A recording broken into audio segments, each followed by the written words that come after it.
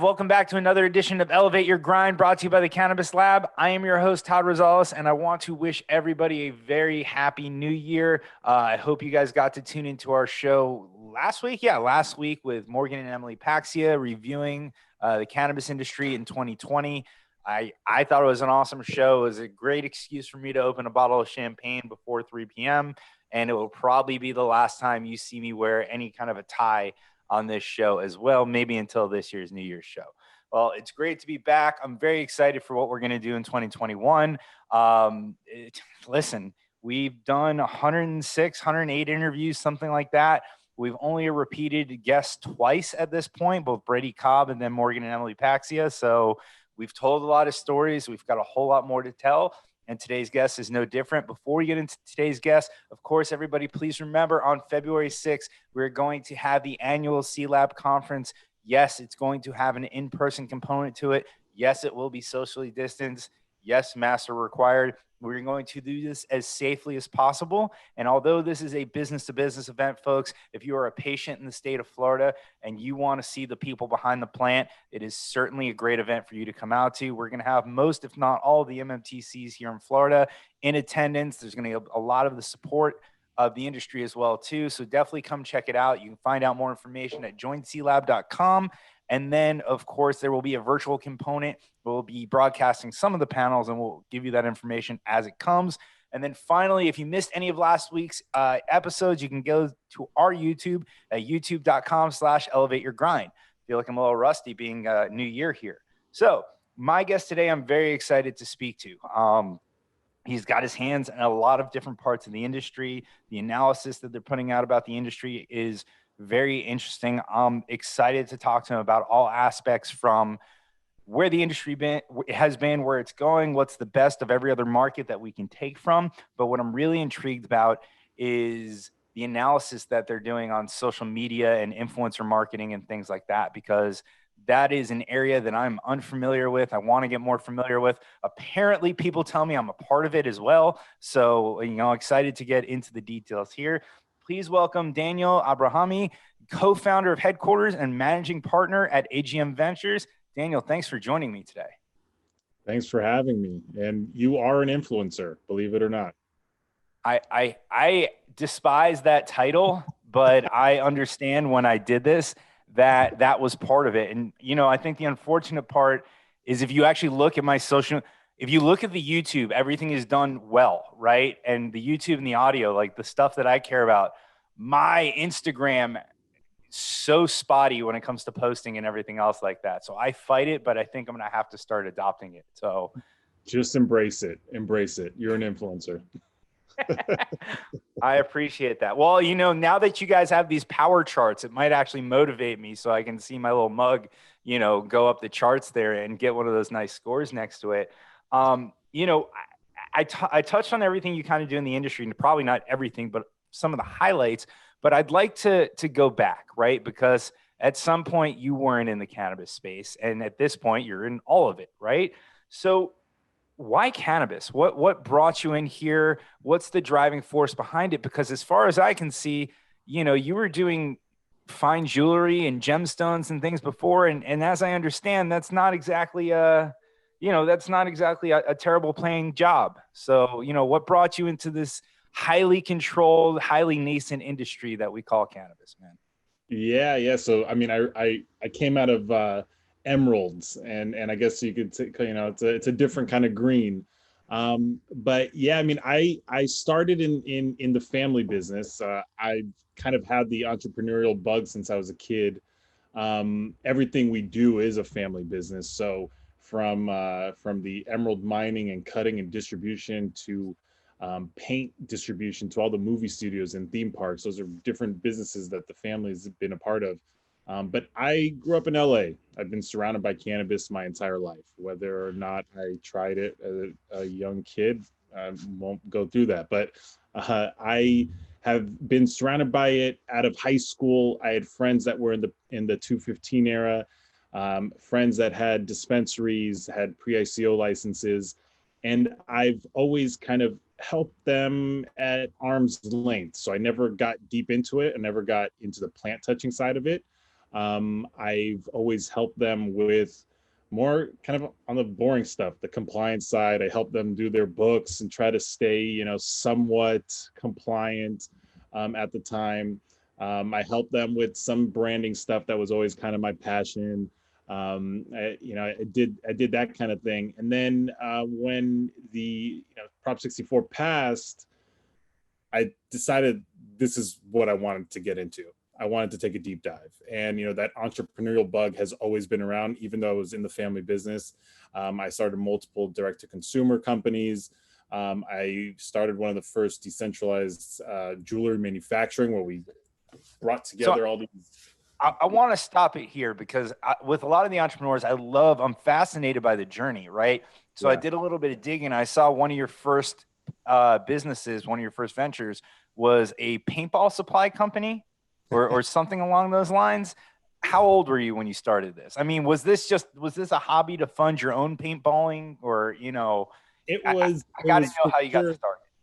It was, the kind of the popular Gary Vaynerchuk model of hustling before he was even popular. So when I was 16, 17, me and my friends were deep into paintball, and I was constantly buying new gear and creating my own things, and retrofitting my guns and everything. And I started to realize that there is kind of a market here. So I started buying, and then I would put together a retrofitted paintball gun, sell it to my friends, and then I started doing the same thing on eBay. And this was when eBay was Nice. taking off.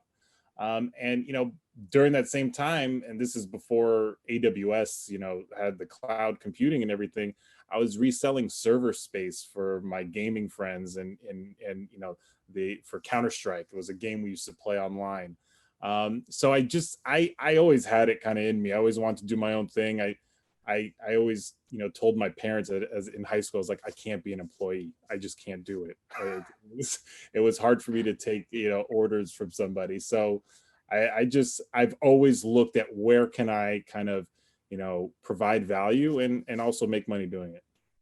Dude, I mean, to resell server space for gaming, it's so ahead of its time. Like, you're essentially creating the cloud before these major IT companies started calling it a cloud. Because that's the thing. At the end of the day, the general public that is listening to this conversation, and maybe some of the ones in my network, because I come from IT, understand it. But people don't realize that the cloud is just server space of a normal corporation, that Amazon had all these servers to run their company, and they're like, we don't use all of them all the time, let's rent the space out, right?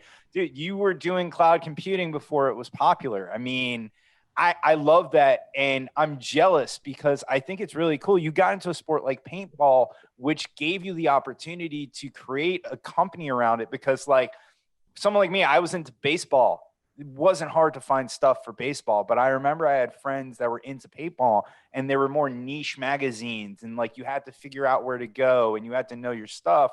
It's kind of cool that because you got into this outside of the norm sport at the time, that it gave you a business opportunity as well as a passion. And I can see you kind of replicating that throughout your life, right? Because I also know that you're an old school gamer and you like that community. And, I think that is probably another segue of bringing you into cannabis, if I'm not mistaken.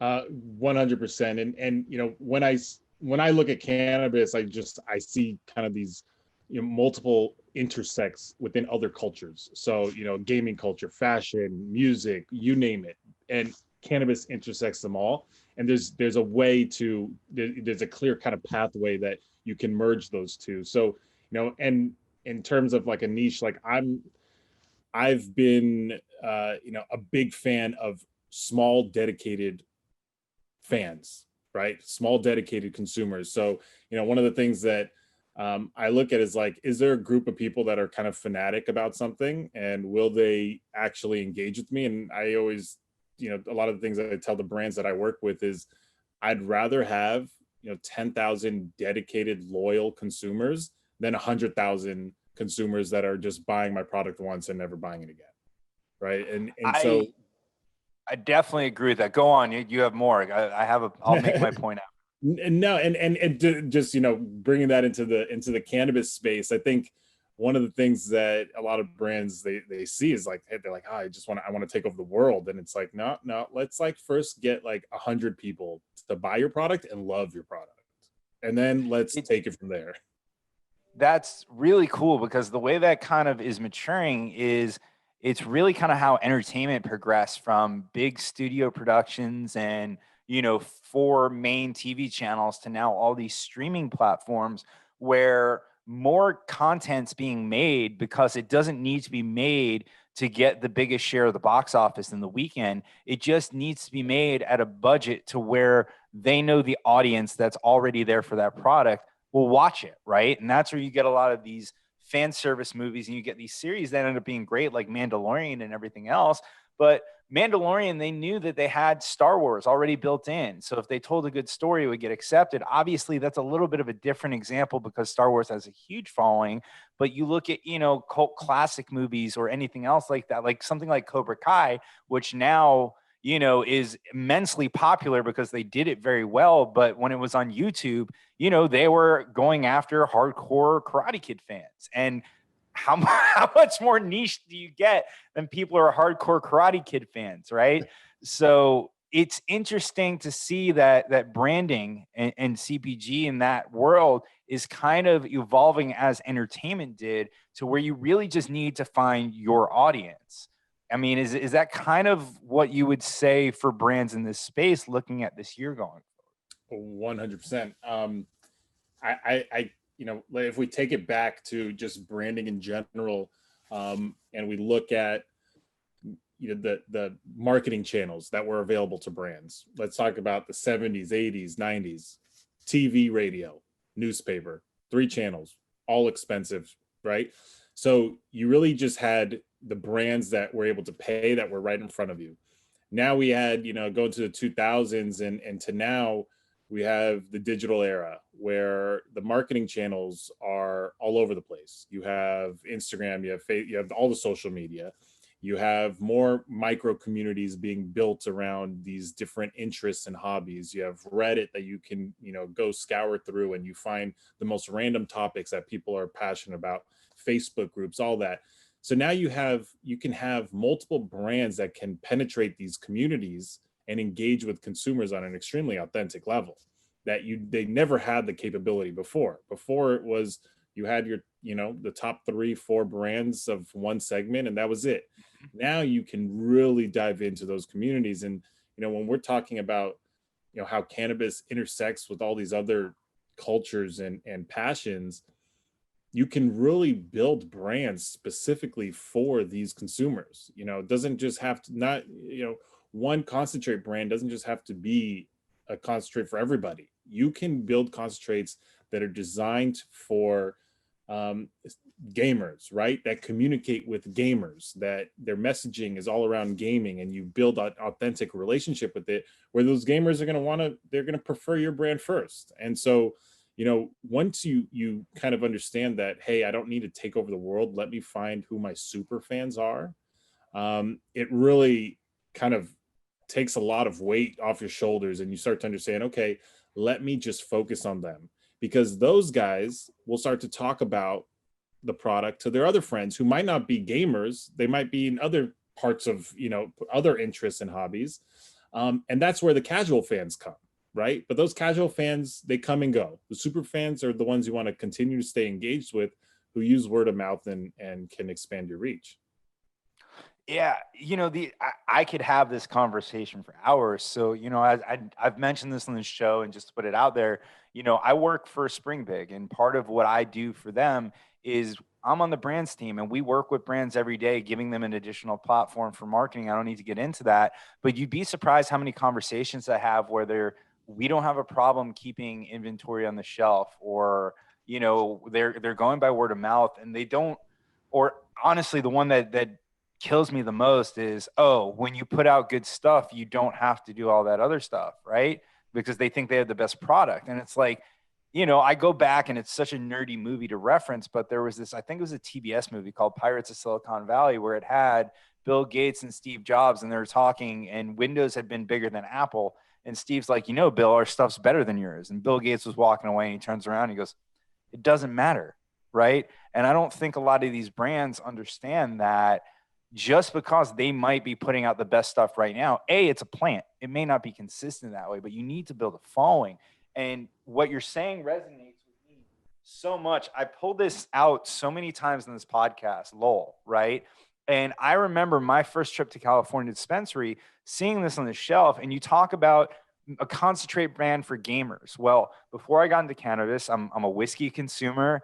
You know, I smoke cigars. When I see a brand like this on the shelf, it reminds me of other brands that I've seen in those categories. You know, like a Jack Daniels, or definitely like a certain type of a bourbon brand, or even you know, this could look like it be on a cigar label or whatever it is.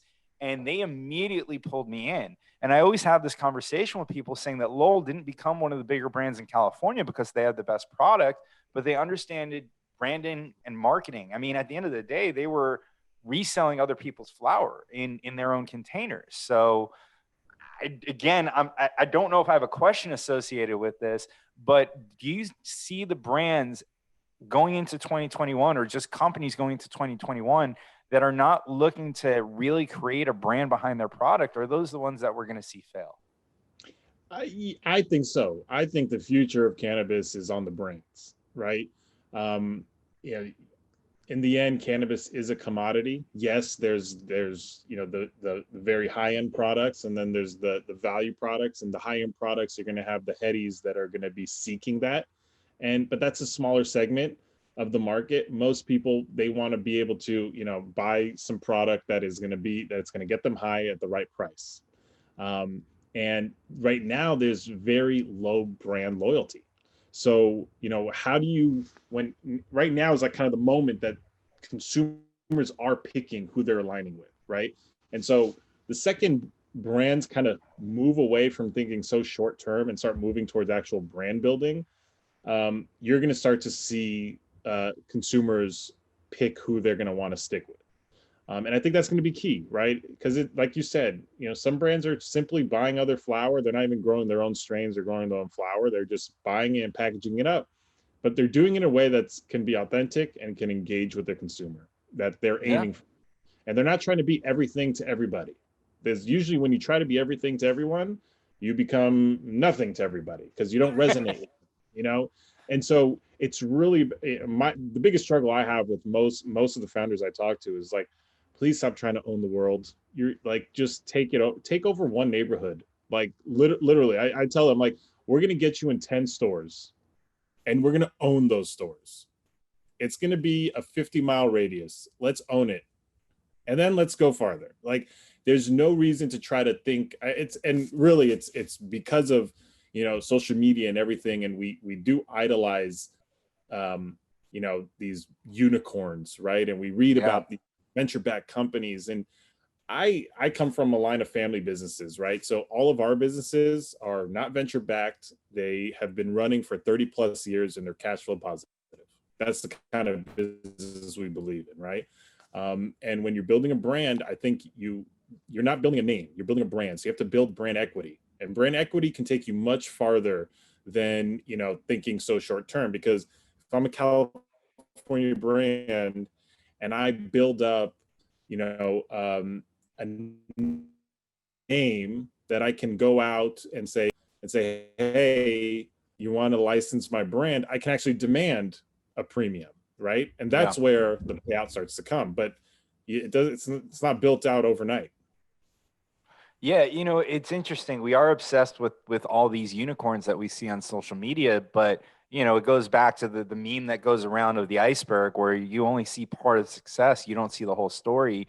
And you know, I can, in cannabis and outside of cannabis, I can't tell you how many people I see that are trying to be the barstool of whatever they are. And they don't realize that Barstool's been around for 20 freaking years, right? That Portnoy started it out of his parents' basement as an actual physical newspaper that he would hand out at bars. And it was focused on gambling and everything else. And all of a sudden, 20 years later, they're one of the biggest, you know, names in media, and they're a unicorn. No, it was a very slow way to get there. He had to sell part of the company twice. He had to bring on Nardini and all that. So it's interesting that people, you know, think a lot of these companies are unicorns.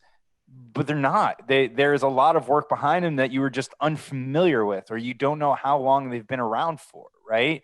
I saw there's a saying I saw that was like that overnight success took 15 years or something like that. Yeah. It's so true, and you know I I love that saying because you know and it's for me too. Honestly, like you know, the biggest right, like oh we got to be first, we got to get in there fast, and we got to just scale. And you know, I even fell for it, right? Like I was like I had to after you know going through it all, I was like, whoa, I got to take a step back, understand what I want to do, you know, what is the purpose of our company, and focus on that, focus on the things that are going to move the needle, and add things later to it if I need to. I mean, I think that's the right way to build a company.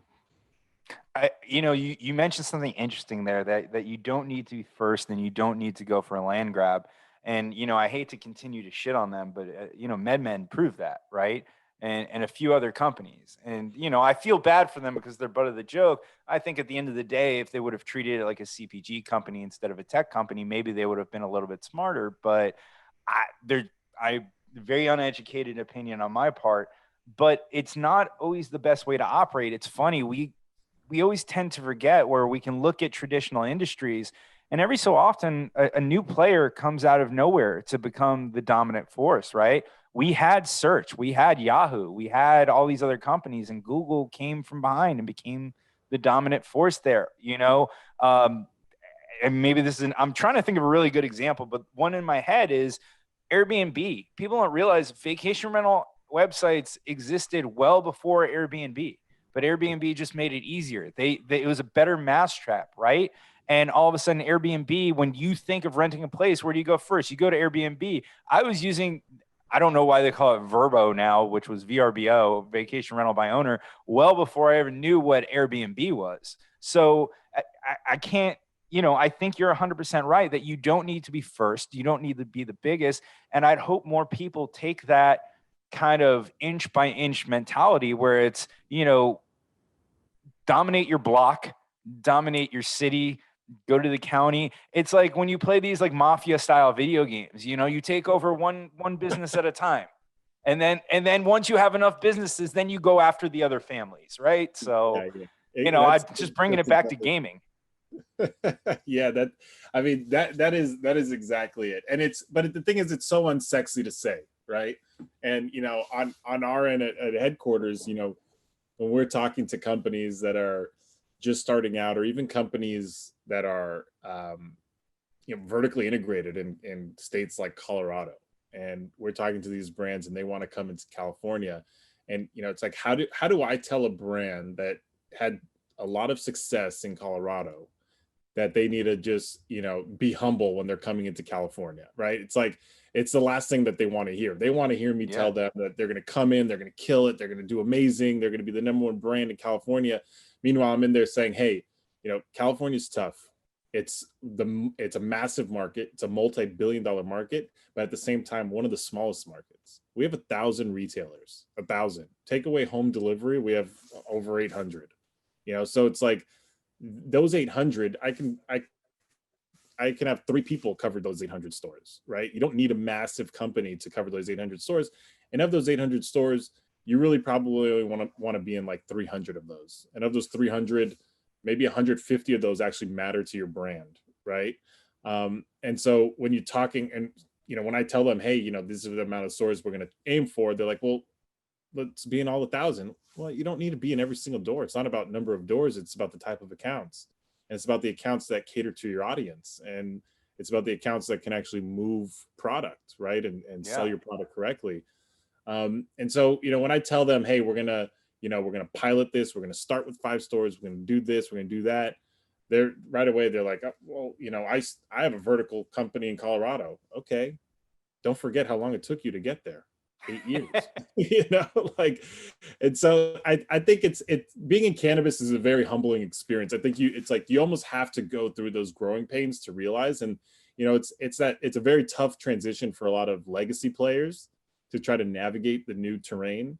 And it's tough for also a lot of the, the newcomers outside of cannabis coming from CPG and stuff that think that they can directly apply their CPG learnings and do really well in cannabis, which a lot of it you can apply, but cannabis has its own nuances, and it's driven by relationships. So it's about who you know and how to leverage those relationships and not creating a bad name for yourself. I mean, man, it is a small industry and rumors get around in minutes. And so, what a lot of brands are come to us for is really to leverage those relationships and help them avoid the pitfalls, right? I mean, we've had brands come to us that have launched before, and then their distributor and their whole supply chain just goes under, and they can't support them. And so it's like they're left with, what do we do now? We've put in all this money into marketing, we built out a team, we're doing all this.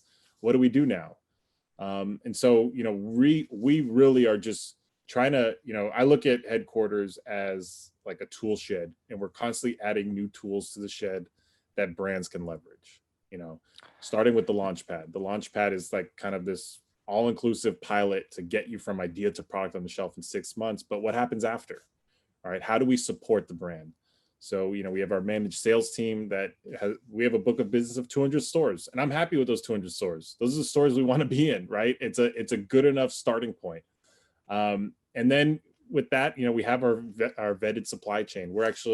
I'm sitting in an RV that is acting as an office outside of a construction site for us that we're building a distribution hub, so we can cater to our brands even better, because there's just some unreliable players in the industry. So we're really just trying and they say the life of an entrepreneur is not glamorous. It is. Yeah, look at this beautiful RV, let me tell you.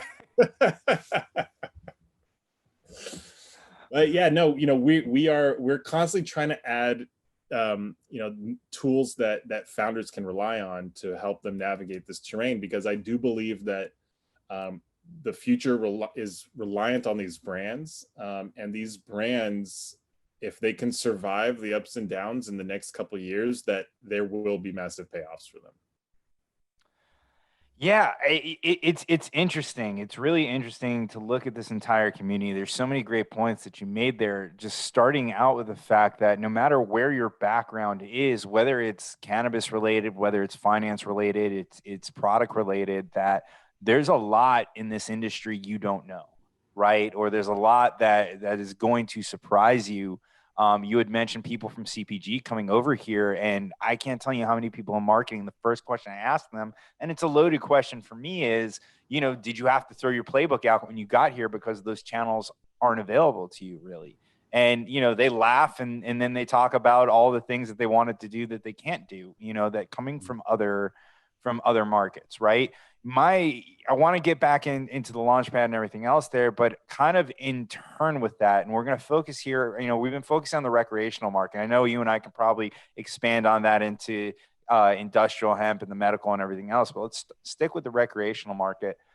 As far as brands, the goal is to build brand loyalty right now, and there's not a ton of it out there. Would you say there's more loyalty to particular retailers than brands because people have a store that they like to purchase from? Maybe they have a relationship with a bud tender or multiple there that makes good recommendations. It's conveniently to their house, and they're just more loyal to that store and what that store pushes versus being able to get to a brand, because in reality, in the ecosystem that's been created, brands don't have a lot of direct ability. They don't have a ton of ability to directly touch their clients.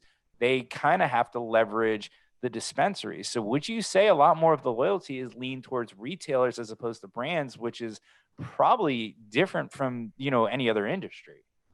I would completely agree with that. And I when I talk about it, I'm talking about California specifically. In California, I mean, I think in all states, you don't really have that direct to consumer access for brands, right? It's not like you could throw something on a website and sell directly to them. Albeit there's other solutions now that kind of have it, but they're not ideal. So I would completely agree. I think consumers, if they walk into a dispensary and they're looking for one specific brand, and that brand isn't there and out of stock, they're just going to ask them what's the next best thing. They're not going to get up and go find the next dispensary over and try to find that product, right? The brand loyalty is extremely low. But I do think that they know that if I go here, Alex is going to take care of me. She's going to show me what's new, what's fire, what I want. She knows what I like. And so, you have that. And then even on like the less kind of educated consumer, the newer consumer, what do they call them? The kind of curious. Yeah. With those, I think that's going to happen too, because they're going into dispensaries to try to figure out what's right for them. And, that's where the game is. Where we're playing a balancing act in the industry, because I hear horror stories of like a grandma going into dispensaries and getting recommended like concentrates and to buy a dab rig and how to do dabs. I'm like, whoa, like that's a gnarly grandma, or she's gonna never want to try this again. But so you have newer consumers going into dispensaries, and if they like that experience, they're gonna stick with them, right? And if they don't like that experience, hopefully they try it again and we don't lose them as an industry, as a consumer, right? But I do think retailers have a very unique opportunity to also develop their own brands. And I think you're going to start to see that happen as more retailers start naming that trust amongst the consumer. All right. I lost your response there at the end, but I picked up the rest of it. Circling back to the launch pad, right? So going from idea to product in 6 months, right? I'm really interested to know the type of opportunities or the type of companies that you're looking to bring into that ecosystem, because at the end of the day, to come up with a new brand and say, okay, we're going to grow plants and that's going to take us 90 days and throw it in some throw it in a couple pre-rolls and brand it and put it on the shelves. I can probably do that in a little bit less than 6 months. And I don't think that's 100% what you're looking for. I imagine there are some innovative companies that you're really searching for or have spoken to. What are some of the areas that excite you? What are you looking to help bring to market that made you want to create this? It's definitely more on the wellness side of things. So formula-driven products. One of the things I started doing about 3 years ago, I started traveling to Israel and visiting with a lot of the labs, visiting with the professors that were involved in the space, visiting with some of the few licensed producers out there that had their licenses to cultivate. And I was talking to them and looking at different things that they were doing.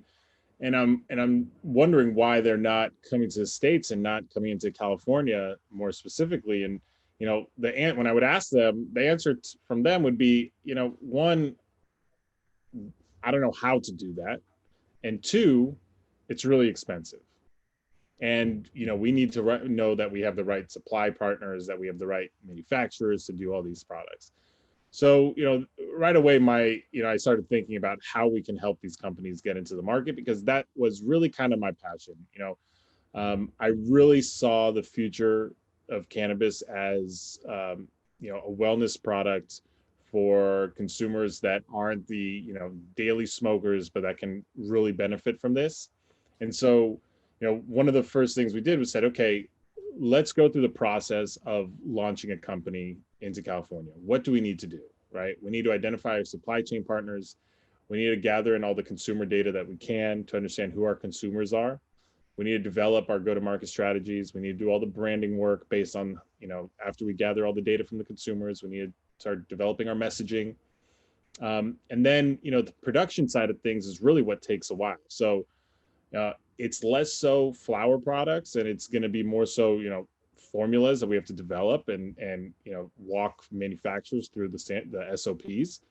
And so that process takes a solid 4 to 5 months. You go through a lot of trial and error. I mean, that first phase of going through, the data of the consumer, that takes a couple weeks, right? And then you develop the brand and the messaging and the strategies. That's another 2 months. But the rest of it is really on product development and making sure the product is right. And then we spend that, once that's all done and we get a first batch, we spend 30 to 60 days piloting in store. So we identify 3 to 5 stores that we want to put our products in, and we are in there engaging with the buyers, engaging with the customers, and we're not only engaging with the customers, when they're purchasing, but we're engaging with the customers after the purchase. I think that's where you can collect the most data. So we're talking to them, as they're using the product in the house, because we want to know, when are you using the product? How are you using the product? Where are you even storing the product? I think that plays a lot into how you develop the product in the future. So that pilot is really so we can make the necessary changes to actually scale the product successfully. How are these wellness brands doing in stores? Because I knew a couple early on that they would be CBD THC ratioed products, maybe some herbs infused into them, a lot of kind of Eastern Western medicine combinations. But early on, especially in California, a lot of the bud tenders, and a lot of the stores would recommend the highest THC product. And now that we've come a long way, I don't want to say a long way since then. I'm sure if you go into an average dispensary in California, that still happens. But the consumer education is kind of shifted away from just high THC into other things. Is there more of a focus on wellness products in the California dispensary system, or is it still hard to get mind share for wellness products over your traditional legacy cannabis products that they're selling? Well, I recreational, the flower, the joints, the concentrates, those are by far none the majority of the industry, right? Mm-hmm. But where it had a built-in consumer base already. It did, and kind of our hypothesis is that while the industry starts growing, that'll be a smaller segment of the market. While still, these are dedicated, we're talking super fans. These are the consumers that are buying every day. But I think as the industry expands, you're going to see more of a wellness approach. And so I really think it comes down to really what stores you're in and what stores you're targeting, because some stores are going to be just going after the headies, right? There's some stores that want to carry top shelf flower products, the best brands in the recreational side of things, and that's it. There's other stores that are in, maybe more kind of more elderly area, where they know that this is going to be more wellness, right? And they're going to be focused on they're going to have more topical selection, and those are stores you might want to be in, or if you're a tincture, you might want to be in those stores. So it really depends on the stores and who they're going after. The industry as a whole hasn't reached that point yet in terms of wellness being the major part of the market, but I do think it'll be there. And it really, when you talk about education, I think it comes down to the brands, because if we're going to accept the status quo and assume that that's going to stay as is, and as the industry grows, it's still going to be heavily recreational, you're going to have the brands that are in the industry controlling the narrative. And they're going to control the narrative, which is highest THC, lowest price, or high THC, indoor flower, whatever that may be. And you're going to exclude a certain amount of consumers, which I think is a huge amount, which everybody keeps talking about, right? It's like the new consumer. When are they going to come? Mm-hmm. So I think, the whole reason around headquarters was we want to give an environment for brands to really succeed and give them a fighting chance in California to create that narrative, right? We work with flower brands, but we also work with a lot of wellness brands, right? Formula-driven brands, beverage companies. We want to give them the platform to give them a chance to earn that new consumer, if that's who they're going for. And because without it, you're just going to have the status quo, right? And I always compare it to like the early days of tech, with before the iPhone came out, right? You didn't have, you had the Palm Pilot come out, and it kind of bombed because you didn't have the infrastructure needed. Right, we didn't have 3G yet. Did we have 2G before that or something? We didn't have the 3G yet. We didn't have the speed to do it. We didn't have the microchips to support it, so you have like a faster phone, and so it bombed. And then when the technology was there and the infrastructure was there, the iPhone was able to thrive, and that's when smartphones exploded. So I look at it like that. We want to build the infrastructure that can support these brands and give them a chance, and hopefully we'll be the ones helping them explode. I agree with everything that you're saying, and I'm excited for this second part of the cannabis space where the kind of curious people really start to come in and look for their own products, right?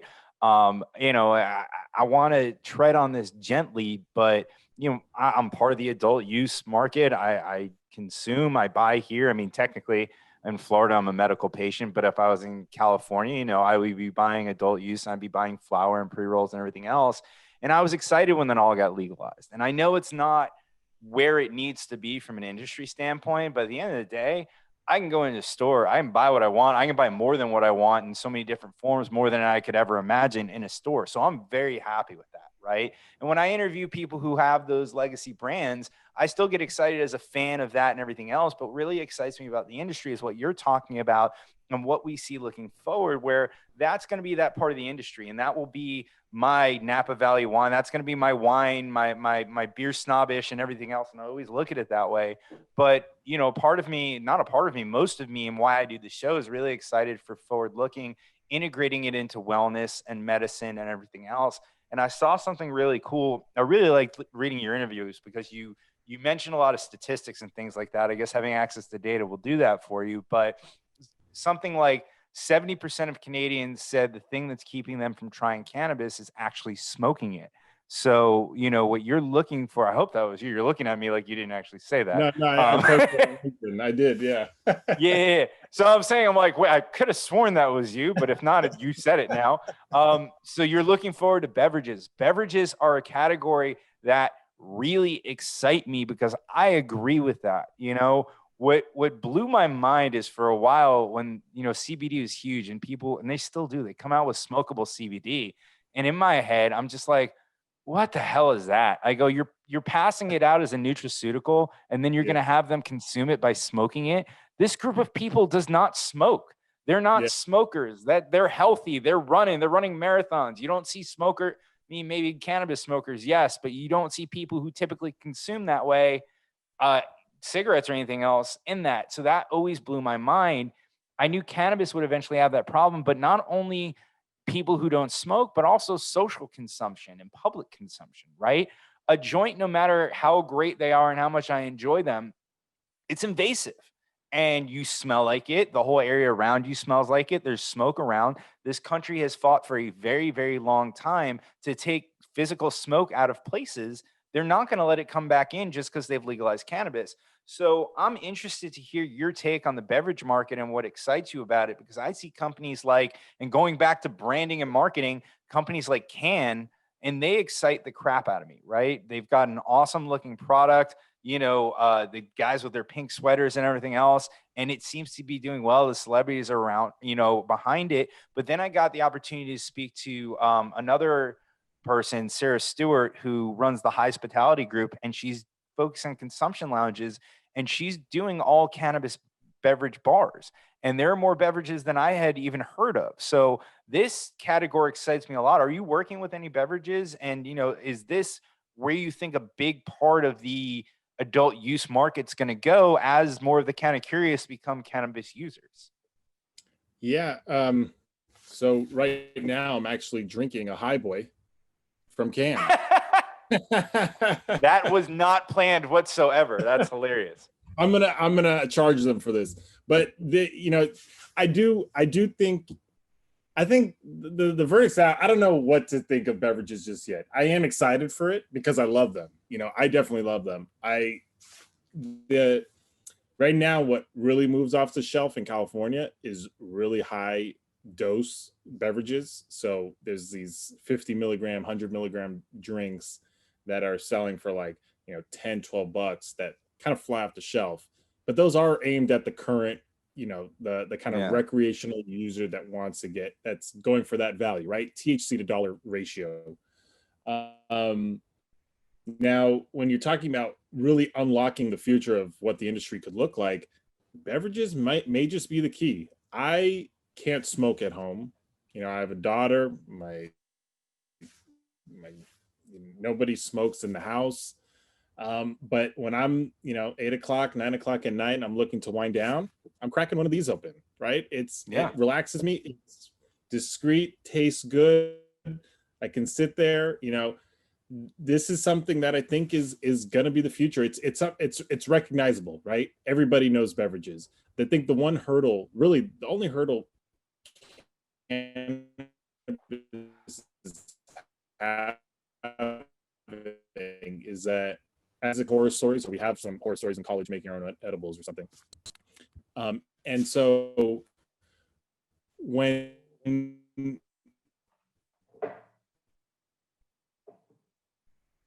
you think alcohol to us about it, right? It's probably at the dinner table. And so we're so familiar with it. Cannabis is like this thing you grow up and nobody's talking to you about it. All they say is stay away. And so I think beverages is kind of that entry point for some newer consumers. And I think that's that study that you were talking about that I posted on LinkedIn, I think it kind of showed that, right? People are, even consumers coming back to cannabis, they don't want to smoke. My dad, huge smoker when he was younger. He, he he's not. He doesn't want to smoke anymore. He'd rather have an edible. And I think I'm seeing more and more of that on the consumer side. So I'm pretty bullish on beverages, actually. I think there's going to be a massive shift in the space, and I know we're having more and more conversations with beverage companies. So, I know you're an investor, so you have a way to play it, but I'm a gambler. So if there was a prop bet that I can pick, what category would be the biggest in cannabis in 5 years from now? I definitely think it would be beverages. And I agree with everything that you said, right? I mean, at the end of the day, I think of, although cannabis is normalized now, if I go to a friend's house or, I go to a buddy's house to watch Monday Night Football and there's a bunch of us there, if I'm smoking, I'm going around away from everybody and lighting that joint up just because I don't want to bother everybody. With something like this, I can get a 6-pack of them. I'm not just immediately toasted because I smoked a whole joint trying to get back to the crowd and watch the game. I can progressively, just like you would with a beer or any kind of cocktail, gauge my consumption throughout the night. And it is very similar. I think it's very similar to how people consume and socialize today, just with a different substance. I don't want to call it substance because of all the bad news around it, but Yeah. A different effect, if you will. And it's an effect that's going to make people feel better. And it's an effect that's certainly going to make them feel better the next day. So I'm very excited for beverages. I'm very excited that you had the can right there to put in front of the camera to show everybody. But dude, I'm trying to think where else we can go with this. We've talked about the adult use market a lot. We've gone into wellness and everything else. Let's look at the last two components, and I'd really love to get your take on it before we let you go. I'm definitely going to have you back, man. I want to talk still social media and everything else, but where do you see like a true medical component, right? You've got Epidiolex, right? And you've got people that are out there that are selling through a medical program that to me is really regulated recreational, right? Because it's not a true medical program. You're not going to hospitals. You're not getting it through your primary physician so much all the time. Most people are going to these marijuana doctors and getting their license, but we do see its effect on things like autism and seizures and things like that. And we don't have access to the research. So where do you see, as cannabis progresses, our actual true medical industry coming from cannabis? Is adult use going to be the first one that becomes big, and then medical is going to kind of follow it? It kind of goes backwards onto how states legalize. I'm just really confused because you don't see a true medical market here. They're not teaching about the endocannabinoid system. Mainstream doctors are not adopting it. So you would think that would drive the adult use as well, and the wellness and everything else, but it's going in the opposite direction. Yeah, no, it's interesting because you kind of have this. You have the medical usually kind of starts first, right? It's medical first, or quote unquote medical, and then adult use comes second. But if you're looking at like the European markets, and if you look at Israel also, their medical is fairly medical in terms of it's not going to Venice Beach and saying, "Hey doc, I can't sleep," right? It really starts with at the hospital. The doctors are prescribing it, and they're really focused on collecting data and understanding if it's working or not, and they're prescribing different strains to try to solve the problem for you. You have this in Germany as well, where you're actually getting it from the pharmacies.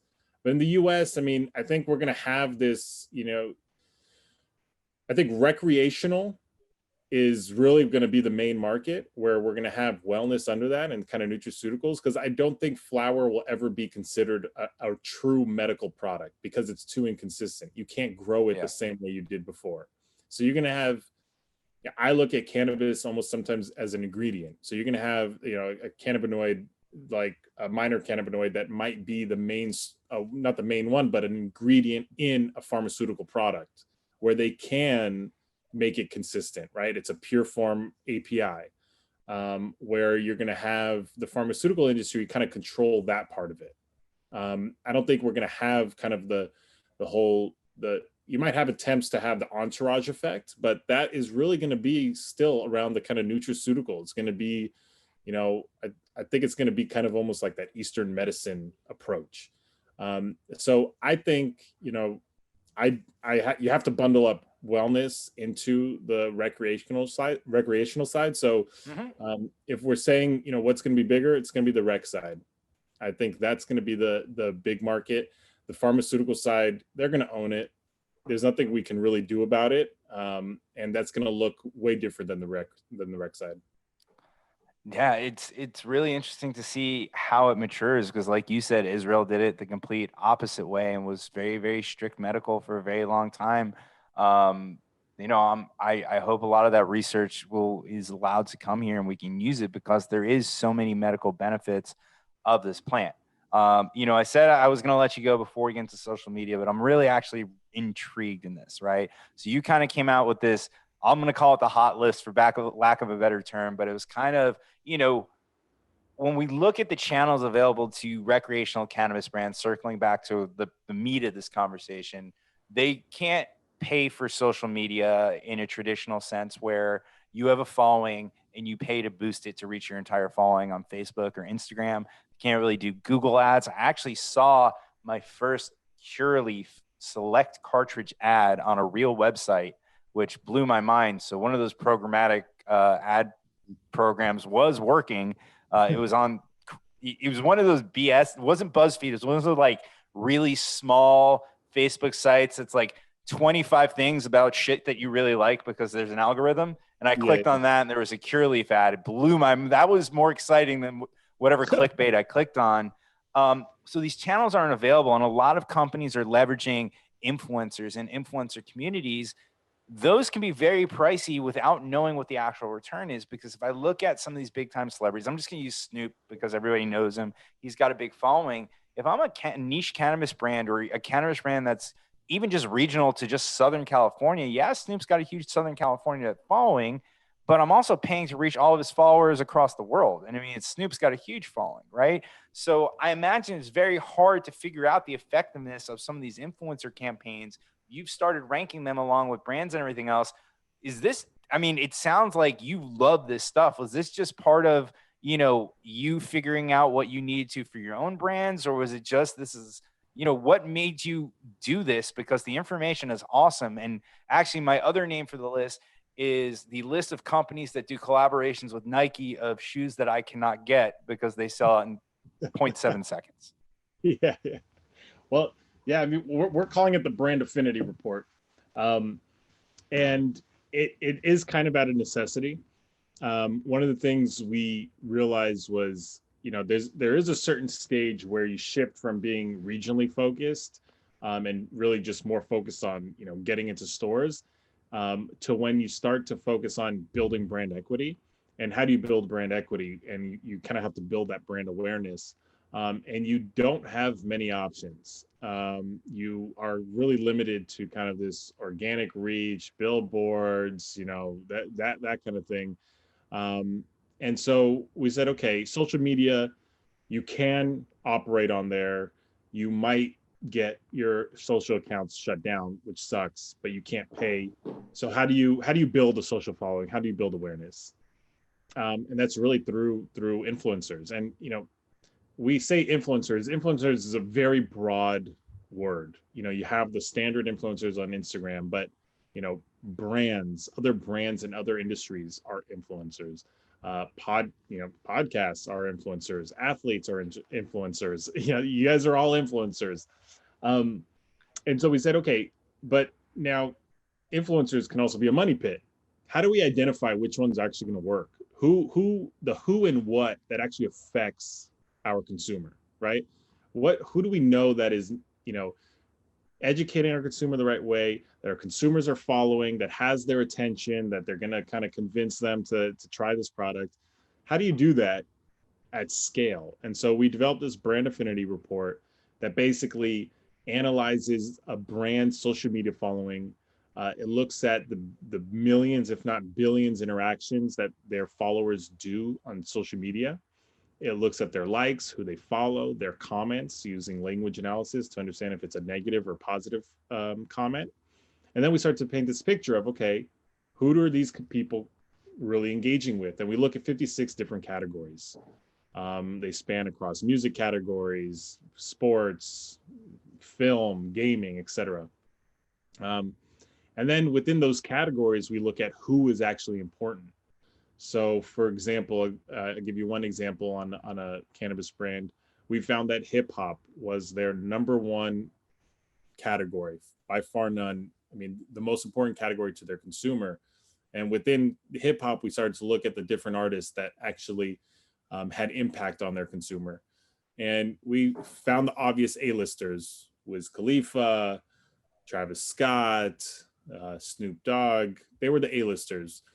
But then there's a lot of, you know, hundreds of other artists that actually have impact. So we give them a value score. We try to understand which ones are valuable. So believe it or not, Snoop Dogg, Wiz Khalifa, and all them are actually on the lower spectrum of being valuable to them because of the cost of actually working with them, right? So we look at their reach, we look at how much it would possibly cost to work with them, and we decide, okay, will you have an ROI on this?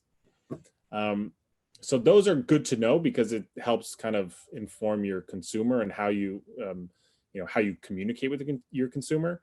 But now we look at the value opportunities, and these are the hundreds of artists, you know, let's call them micro influencers with 50,000 followers, 100,000 followers, that your consumer is actually following and engaging with, right? And now you have a target list. Now you're saying, okay, these are people that actually have an effect on my consumer.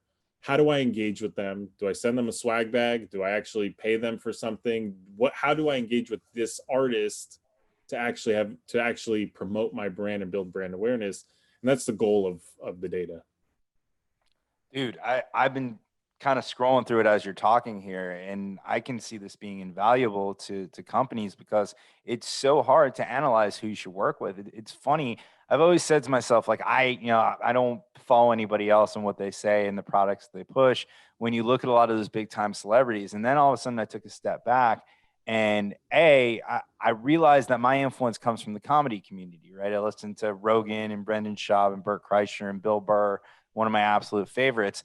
And then all of a sudden, I'm listening to all their podcasts and I look and the websites I'm on and the shows I'm watching and the books I'm reading all come from the crap that these guys talk about on their podcasts. I'm like, oh my God, I'm so influenced by this.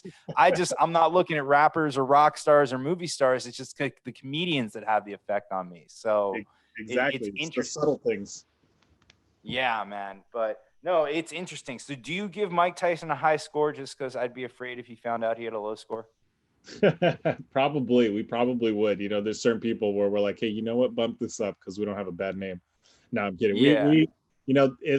It all actually depends on the brand, right? Some brands, Mike Tyson might be the number one. Other brands, Mike Tyson will probably be irrelevant. So it comes down to the brand because we're looking at either their social following, if we have enough followers to, get data off of, or we look at comparable brands. So, competitors or brands in other industries that would be comparable to them. We look at those followings and we start to really paint a picture of who actually matters.